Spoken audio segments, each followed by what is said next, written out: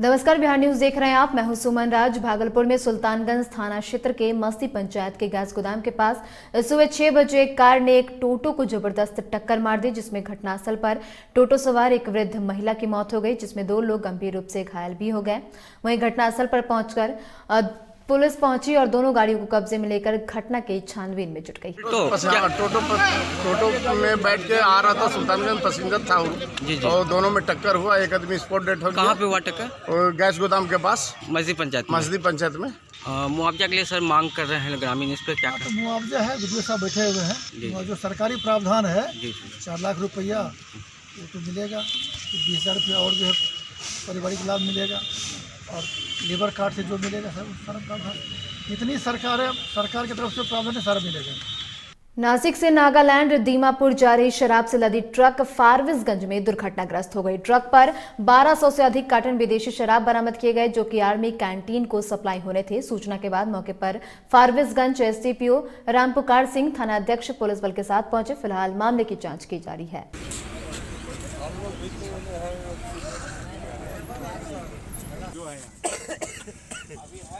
ये full truck दारू है, इसमें 1291 कार्टून है। नासिक से ये दीमापुर जा रही थी और सुबह में एक्सीडेंट हुआ है गाड़ी का। हम लोग संबंधित विभाग को खबर किए हैं और इसमें जांच अभी चल रहा है कि यह दारू वैध है या अवैध है। गोपालगंज बॉर्डर पर सील होने की बात ड्राइवर के द्वारा बताई जा रही है। कैसे घटना घटी? की राइट साइड से एक गाड़ी सडनली लेफ्ट में आ गया और हम अपना लेफ्ट पकड़ के आ रहे थे। सडन उसने ब्रेक मार दिया, गाड़ी रोक दिया 2-2:30 बजे के करीब में। तो रात में हम भी एकदम ब्रेक सडन मारने रुका नहीं गया, गाड़ी को भगा के ले गए। नीति आयोग की रिपोर्ट में बिहार की हालत फिसड्डी होने के सवाल पर बिहार सरकार के उप मुख्यमंत्री तारकेश्वर प्रसाद बचते नजर आए, जबकि वे बिहार के वित्त मंत्री हैं। दरअसल उप मुख्यमंत्री तारकेश्वर प्रसाद राज्य स्तरीय किलकारी कार्यक्रम के समापन में भागलपुर पहुंचे थे, जहां किलकारी के 5 दिवसीय बाल उत्सव के समापन समारोह में रंगारंग कार्यक्रम सहित विजय प्रतिभागियों को पारितोषिक वितरण किया गया। वहीं भागलपुर किलकारी में भवन नहीं होने के सवाल पर उन्होंने कहा कि विभाग इसे देख रहा है। काफ़ी हमको आह्लादित किया, काफ़ी अच्छा लगा। हम अपनी शुभकामना देते हैं। और भवन नहीं है, ठीक है, वो किलकारी का अपना वो एक प्रशासनिक श्रृंखला है, वो किलकारी देख रही है। सरकार हमेशा किलकारी को सहयोग किया है और आगे भी किलकारी को सहयोग करेगी। सर इससे हट के एक सवाल है सर, थोड़ा सा नीति आयोग के रिपोर्ट में बिहार फिसला। भागलपुर जिले के पिरपैंती में 9वें चरण का चुनाव होना है, जिसमें चुनाव कराने गए कर्मी की हृदयघात के कारण असामयिक मौत हो गई। मृतक दरभंगा जिले के मानीगाछी थाना क्षेत्र के निवासी राजकुमार मंडल बताए गए, जिन्हें पंचायत चुनाव में पिरपैंती भेजा गया था।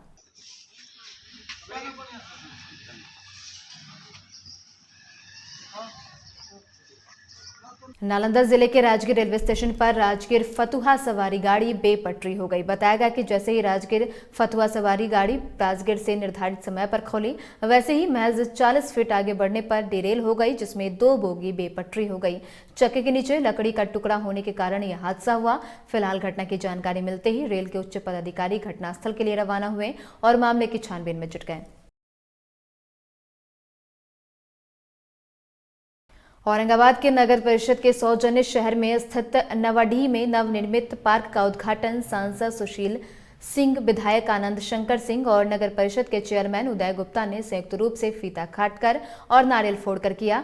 लगभग 1 करोड़ के लागत से 400 फीट लंबा और 60 फीट चौड़ा इस पार्क का नामकरण पूर्व राष्ट्रपति एपीजे अब्दुल कलाम के नाम से किया गया। वहीं इस पार्क में स्वच्छ वातावरण के लिए पेड़ पौधे भी लगाए गए हैं।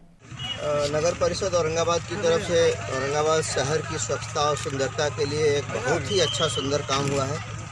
जिस जगह पे ये भव्य और सुंदर पार्क का निर्माण हुआ है, उस जगह पे पहले केवल गंदगी होती थी और केवल कूड़ा कचरा होता था। इसके महत्व को नगर परिषद ने समझा और एक बहुत ही सुंदर पार्क यहाँ निर्मित हुआ है। अब इलाके के इस आसपास के मोहल्ले के कई वार्ड के लोग यहाँ आएंगे और उनको एक सुकून मिलेगा, एक स्वच्छ वातावरण मिलेगा। साथ साथ ये जो जगह जहाँ गंदगी का अंबार होता था वहाँ अब लोग आराम से सफाई के साथ स्वच्छता के साथ बैठकर कुछ क्षण बिताएंगे, कुछ समय बिताएंगे। और यहाँ साथ साथ जिम की भी व्यवस्था है, तो लोग वहाँ व्यायाम भी कर सकते हैं और स्वस्थ भी रह सकते हैं। कुल मिलाकर ये बहुत ही अच्छा काम औरंगाबाद नगर परिषद की तरफ से हुआ है। हम इसके लिए औरंगाबाद नगर परिषद परिवार को अध्यक्ष, उपाध्यक्ष और कार्यपालक अधिकारी, सारे वार्ड काउंसलर, सबको, जिन लोगों ने इसमें सहयोग किया है, सबको अपनी तरफ से और यहाँ की जनता की तरफ से धन्यवाद। अररिया में शराबबंदी के बावजूद नशा कारोबार थम नहीं रहा। हालांकि पुलिस भी लगातार छापेमारी कर तस्करों पर नकेल कस रही है। इसी क्रम में अररिया नगर थाना अध्यक्ष आदित्य कुमार के द्वारा की गई छापेमारी में 716 बोतल कोरेक्स नियुक्त सिरप को बरामद किया गया। अररिया एसडीपीओ पुष्पर कुमार ने प्रेस कॉन्फ्रेंस कर जानकारी देते हुए बताया कि पुलिस ने गुप्त सूचना के आधार पर 0 माइल के पास एक व्यक्ति को सिरप के साथ पकड़ा। तो सूचना मिली थी कि 0 माइल के पास में बाइक से एक कोडीन युक्त स्कफ सिरप लेके एक व्यक्ति जा रहा है। इसी को इंटरसेप्ट करके नगर थाना अध्यक्ष आदित्य कुमार ने और एएसआई संजीव कुमार ने उसको पकड़ा। पकड़े व्यक्ति का नाम अरशद था और वह जो है 316 बोतल जो है कोडीन युक्त कफ सिरप लेके जा रहा था। पूछने पर उसने बताया कि यह कफ सिरप जो है नईम के यहाँ 0 माइल में देने जा रहे हैं। उसी के निशानदेही पे नईम के घर में छापामारी किया गया तो वहाँ भी 400 बोतल के करीब जो है इस कफ कोडीन युक्त कफ सिरप बरामद हुआ, जो नशीली पदार्थ के रूप में यूज होता है। कुल 16 बोतल बरामद हुआ है। अरशद को गिरफ्तार किया गया है। नईम के विरुद्ध भी प्राथमिकी दर्ज की गई है, छापामारी की जा रही है। पॉक्सो एक्ट में एक दिन में ही गवाही, बहस और आजीवन कारावास मामले में बिहार देश का पहला राज्य बना है। इस तरह कोर्ट द्वारा 24 घंटे में आरोपी को सजा सुनाने के बाद अररिया राष्ट्रीय फलक पर पहला स्थान प्राप्त किया है, जिसकी चर्चा राष्ट्रीय पटल पर हो रही है। दरअसल अररिया में पॉक्सो एक्ट की विशेष अदालत ने बच्ची के साथ दुष्कर्म के एक मामले में एक ही दिन में गवाही कराई, बहस भी और अभियुक्त को दोषी करार करते हुए आजीवन कारावास की भी सजा सुना दी। मामला नरपतगंज थाना क्षेत्र की है। ये बहुत ही एग्जाम्पलरी जुडिशियल हिस्ट्री में किया गया। परहैप्स भारत वर्ष में अपना बिहार पहला राज्य हो गया जहां पोक्सो एक्ट के तहत एक माइनर लड़की के साथ, बच्ची के साथ दुष्कर्म किया गया था और पोक्सो के विशेष न्यायाधीश श्री शशिकांत राय ने इतिहास रच दिया। 4 अक्टूबर 2021 को एक दिन में 10 गवाहों का परीक्षण, प्रतिपरीक्षण, फिर डिफेंस काउंसिल का आर्गूमेंट और सारी प्रक्रियाओं को संपन्न करके बहस सुनने के बाद एक ही दिन में सज़ा सुनाई। दोषी पाकर दिलीप कुमार यादव नरपतगंज के थे, उसको लाइफ इम्प्रिजमेंट दिया गया। साथ ही दुष्कर्म के पीड़िता जो थी, एक बच्ची थी, उसको 7 लाख रुपया का अवार्ड दिया गया उसको रिहैबिलिटेशन के लिए। ये अपने आप में एक इतिहास है और इसके लिए हमको गर्व है। ये मामला था 23 जुलाई को एक बच्ची के साथ दुष्कर्म हुआ था। 23 जुलाई को एफआईआर दर्ज किया गया था। इसमें तेज तर्रार रीता कुमारी पुलिस इंस्पेक्टर इसके आईओ थी और उन्होंने 18 सितंबर को चार्जशीट इसमें सबमिट किया निहायत 55 दिन के अंदर में, और 20 सितंबर 2021 को माननीय न्यायाधीश ने इसका कॉग्निजेंस लिया और ठीक 24 सितंबर को आरोप गठन किया गया और उसके बाद सारे गवाहों को समन किया गया। 4 अक्टूबर को एक दिन में सारी प्रक्रिया को डिफेंस काउंसिल की उपस्थिति में संपन्न कराया गया। क्या लगता है कि ये अररिया में हो सकता है तो दूसरे मामलों में पूरे देश में क्यों नहीं हो सकता है? इसमें हम कहेंगे कि जो आईओ थी, जो इसके स्पेशल पीपी थे, ये सबों का एक स्पेशल इंटरेस्ट दिखा गया था। ये बहुत हृदय विदारक घटना थी और अररिया न्याय मंडल ने इसके लिए इतिहास कायम किया। इसके पहले सबसे कम दिनों में ये जस्टिस डिस्पेंसिंग 18 में था, वहाँ कम से कम 3 दिन का समय लगा था।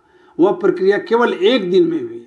अररिया के पोक्सो जज ने ये भारतवर्ष में एक मिसाल कायम किया है। इस पर बिहार को अपना पटना उच्च न्यायालय के सभी जो इनके अधीनस्थ न्यायालय हैं, इसके लिए एक नज़ीर, एक उदाहरण पेश किया गया है। इस मामले को जब महिला थाना में ये केस दर्ज हुआ था तो महिला थाना की एसएचओ रीता कुमारी थी। इसने वैज्ञानिक अनुसंधान को पूर्ण करने के साथ ही इस पूरे केस का 74वें दिन में ही सजा दिलाया गया। चार्जशीट जो है 60 दिन के पहले पूरे 58 दिन में चार्जशीट हुआ। सारे गवाहों को प्रिपेयर करा के न्यायालय में प्रस्तुत करा गया, इंक्लूडिंग मेडिकल जो चिकित्सक बोर्ड था, बोर्ड की गवाही हुई और उसके बाद विटनेसेस की गवाही हुई और वैज्ञानिक तरीके से अनुसंधान करके 74वें दिन में इसमें सजा की कार्रवाई हो गई। यह ऐतिहासिक कार्रवाई हुई है पुलिस के द्वारा और न्यायालय के द्वारा, दोनों का बहुत बढ़िया अन्योन्याश्रय संबंध रहा, जिसके कारण यह कार्य हो सका। पंचायत समिति सदस्य के पद के लिए निर्वाचन क्षेत्र। देखिए, हम लोग का ऐसे पुलिस में पहले भी मुकम्मल चार्जशीट देने की व्यवस्था थी, जिसमें कि 24 घंटे के अंदर में अगर चार्जशीट दिया जाता था तो उसका ट्रायल होकर पूरा सजा होता था। यह कार्रवाई विगत दिनों में थोड़ा सा कम हो गया है, लेकिन फिर भी कुछ मुख्य केसेस, इंपॉर्टेंट केसेस में हम लोग मुकम्मल चार्जशीट कराने की व्यवस्था करेंगे और जब अगर मुकम्मल चार्जशीट जिस दिन होगा तो उसमें ट्रायल जल्दी होगा और सजा भी जल्दी होगी। भागलपुर में जगदीशपुर थाना क्षेत्र के शेदपुर में विस्फोटक पदार्थ से एक व्यक्ति बुरी तरह से घायल हो गया। आनन फानन में उसे जगदीशपुर रेफरल अस्पताल ले जाया गया, जहां पर डॉक्टर ने गंभीर स्थिति को देखते हुए उसे जवाहरलाल नेहरू मेडिकल कॉलेज अस्पताल रेफर कर दिया। वहीं स्थानीय लोगों के मुताबिक बम बनाने के दौरान विस्फोट हुआ, लेकिन परिजन का कहना है कि पटाखा विस्फोट होने से ये हादसा हुआ। घायल हुआ कौन है? जिया जी मेरा। कैसे हुआ है? पटाखा का पेटी रखा हुआ था, पेटी ब्लास्ट हो गया। कहाँ पटाखा था? घर पे। हमारे घर पे? कहाँ घर कहाँ है? सैदपुर। पटाखा किस लिए रखे थे? पता नहीं किस लिए ला, हम लोग तो सब बिहार में दान काटने गए थे। जीजा जी को तुम्हारे घर में पटाखा शादी ब्याह था जो पटाखा रखे थे? नहीं पटाखा था कि बम था? नहीं, पटाखा था। बम हम लोग क्या करेंगे, हम लोग तो खुद दान काटने कोई घर में नहीं थे। देखते पूरा हाथ में जख्म मछली है, कैसे हुआ उस चीज पूछेंगे तब। पहले जेल गया पति? पहले जेल गया? नहीं, कभी भी नहीं। कोई केस नहीं, रंगपेट का काम करता है मेरा पति। कहाँ घर हुआ आपके पति का? रामसर। रामसर यहाँ? हाँ, उर्दू बाजार रामसर। हाँ, मुझे आगे हो गया रामसर। हाँ, रविंद्र व्याख्या। हम नशा मुक्त करेंगे और तुम शराब पी लो, ये कहावत सच में भागलपुर में देखने को मिला। अभी 2 दिन हुए कि शराब न पीने की शपथ ली गई कि शराबी की तस्वीर भी फिर से सामने आ गई है। तस्वीर भागलपुर के कोतवाली थाने के महज 50 मीटर की दूरी की है, जहां पर एक शराबी शराब पीकर खुलेआम रोड पर घूमता दिखा और पुलिस को गाली देते हुए पैसे वसूलने की बात कहता रहा। कहाँ के रहने वाले? यूपी के रहने वाले। हाँ पिए, अभी पिए। यहाँ का है? अभी पिए। कहाँ पे पिए? 10 रुपया शराब पी लो। 10 रुपया पी लो। 500 मिली गलो। हाँ, नीतीश बाबू कैसे बिहार में शराबबंदी है?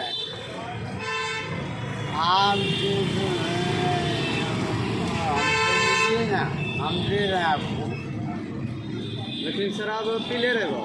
आइटम पीते हैं। पुलिस ने नहीं पकड़ लो। हाँ, पुलिस ने नहीं पकड़ लो। और इसी के साथ इस बुलेटिन में इतना ही। तमाम अपडेट्स के लिए बने रहे बिहार न्यूज के साथ। नमस्कार।